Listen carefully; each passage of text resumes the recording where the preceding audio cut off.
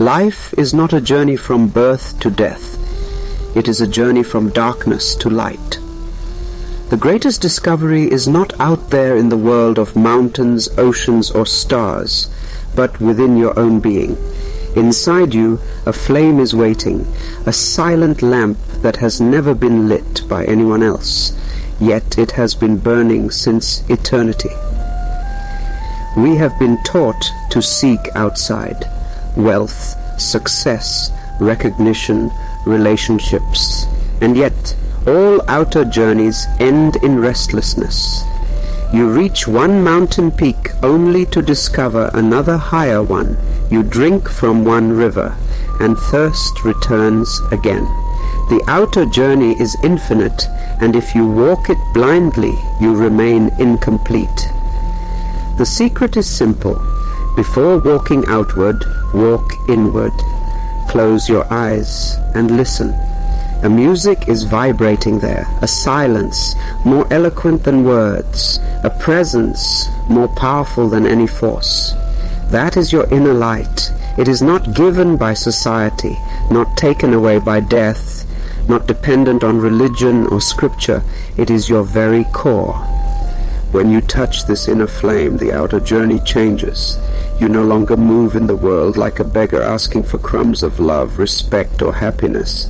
You move like a king, sharing, radiating, overflowing. The rivers of life flow through you instead of you running after them.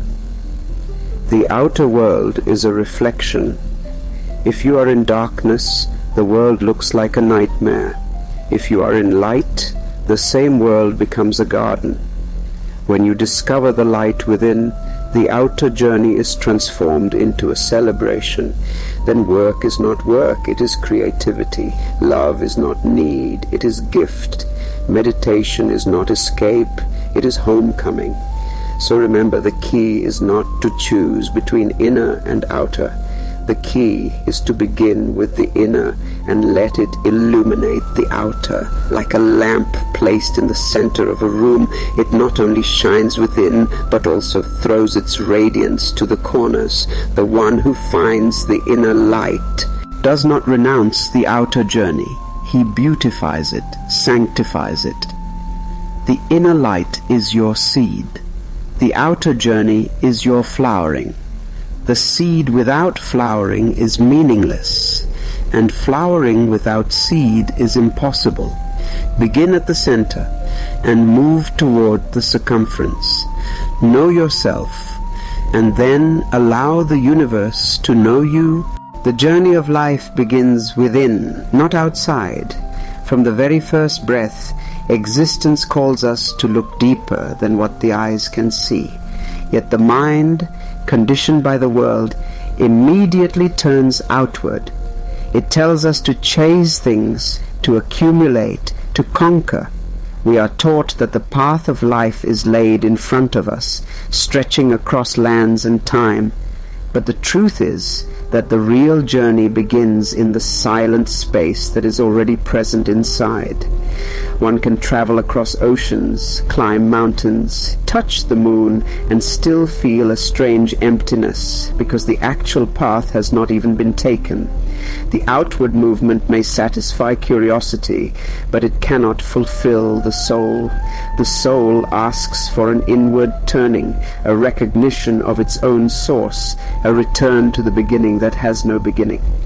When the journey begins within, it is invisible to the outer eye. No map can show it, no teacher can draw it, no scripture can fully explain it. It is a movement in consciousness, a turning of attention from objects to the subject, from the seen to the seer. This is why those who walk this path often appear still to the world, as if nothing is happening. But in that stillness, storms of transformation are taking place. A subtle flame is uncovered. A center is touched that gives birth to clarity and peace.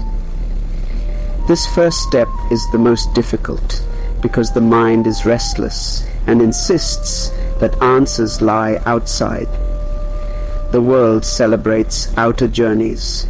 But the deepest treasures lie where no one looks, inside one's own being. To begin within is to realize that you already carry what you are searching for. The love you crave, the peace you long for, the joy you chase. They are not gifts that come from the world. They are fragrances of your own essence. Yet this fragrance remains hidden if you never pause to breathe it in. We keep running, thinking that the next achievement, the next relationship, the next possession will complete us. But every milestone leaves the same taste of incompletion. It is only when the eyes close, when the race is stopped even for a moment, that a glimpse of something more permanent arises. That glimpse is the beginning of the real journey. The one that does not move through space, but through layers of awareness. Those who dare to begin within discover that the inner world is vast, far more infinite than the outer sky. There are galaxies of silence, oceans of bliss, mountains of insight. The outer universe, with all its wonders, is but a faint reflection of what resides at the core of consciousness. Yet most remain unaware because they keep chasing shadows. To reverse the direction of energy is an act of courage. It is like swimming upstream against the current of habit and conditioning.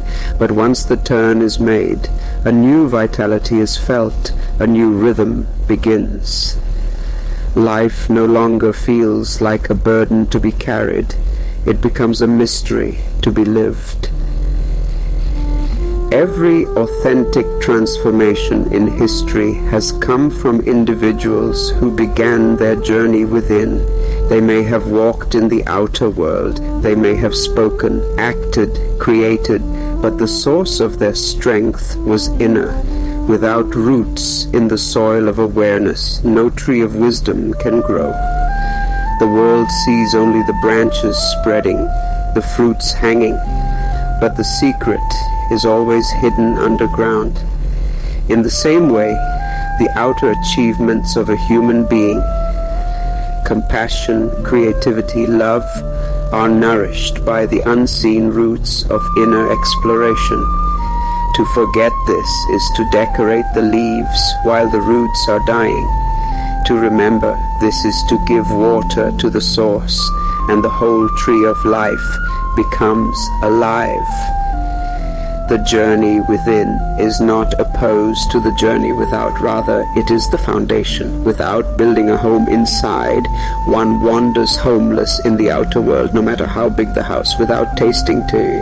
Silence of the heart. One remains thirsty even while drinking from endless rivers. To begin within is to build the ground on which all outer movement can stand. The inner light is eternal, untouched by society or death.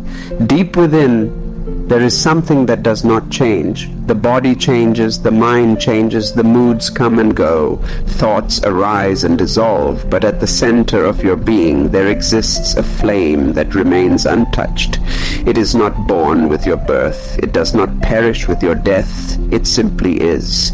It is existence itself vibrating through you. This light is not an achievement, it is not something to be created or invented, it is your very nature. Because it is so close, we miss it. We are accustomed to seeking what is far, to running after distant horizons, and so we overlook the treasure that silently burns in the innermost chamber of our being. Society can shape your name, your identity, your personality, your ambitions, but it cannot touch this flame. It is beyond conditioning, beyond culture, beyond any kind of interference. You can be imprisoned in chains, yet this light remains free. You can be showered with honors, yet this light does not grow in pride. It simply shines. The outer world is a theater of change, but the inner light is the witness, forever the same. Those who discover it live with a strength that is unshakable because they are no longer depending on borrowed energy. They know that within them is a source that never runs dry. Death, which terrifies the mind, has no power over this light. The body will return to dust. The personality will dissolve into memory, but the flame remains, because it was never part of the body, never part of the mind. It is existence itself expressing in form for a time, then moving beyond form. Those who identify only with the body fear death because they think everything will end. But those who glimpse the light know that what is essential cannot end. The eternal has no beginning, so it has no conclusion. It is like space. Forms arise and disappear within it, but space itself remains unaffected. To recognize this light is to experience freedom. Suddenly the opinions of others lose their grip, because whether they praise or condemn, the flame remains the same. Suddenly the fear of losing possessions weakens, because what you truly are cannot be lost. Suddenly the race to prove yourself slows down, because you realize you are already whole. The discovery of the inner light liberates you from the illusions of society, from the fear of death, and from the endless struggle of becoming someone. You realize that you already are, and that your being is more vast than you ever imagined. This light is not distant or hidden in some mystical place. It is available in this very moment, in the silent gap between two thoughts, in the stillness behind every breath. But because the mind is noisy, restless, constantly looking outward, it becomes difficult to notice. The mind is like clouds, and the light is like the sun. The sun has never stopped shining, but when the sky is filled with clouds, you forget it is there. Meditation is nothing but allowing the clouds to part, allowing the dust to settle, so that the light that has always been present can be seen. It is not a matter of creating the light, but of recognizing it. Every human being carries this eternal flame, yet most live as if they are in darkness. They stumble, they search, they beg from others what they already have. It is like a king wandering as a beggar, not knowing that in his palace treasures are overflowing. To remind yourself of this light is to awaken from the dream of insufficiency. It is to stop looking outside for completion and turn to the source that has always been inside. When this light is seen, a deep relaxation enters. One no longer feels the need to control everything, because the eternal cannot be threatened. One no longer clings desperately to time, because eternity is always present. One no longer divides life and death, because the flame dances through both. Without awakening inside, the outer search remains incomplete. From the moment a child opens its eyes, the world begins teaching it to look outward. Parents, teachers, society all say, achieve this, reach there, become someone. The idea is planted that fulfillment lies just beyond the next step, the next possession, the next recognition. And so the whole life is spent in pursuit, but the thirst never ends. People gather wealth, yet remain poor in spirit. They achieve power, yet remain weak in heart.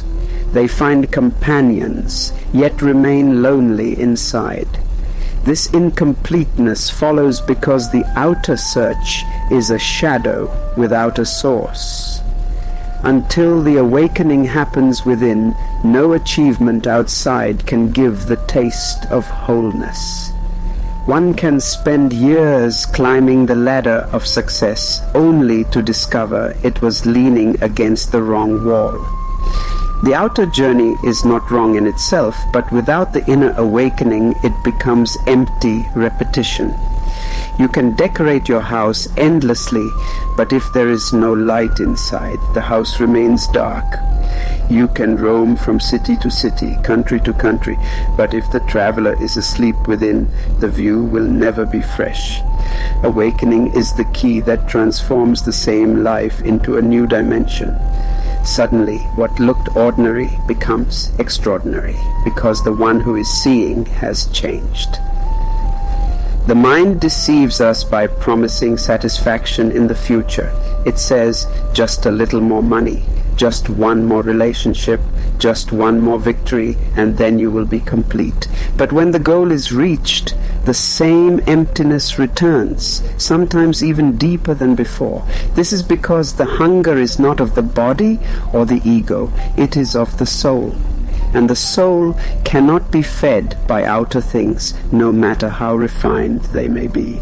It longs for awakening, for awareness, for remembrance of its own light. Without this, the outer world is like eating food without taste, drinking water without wetness.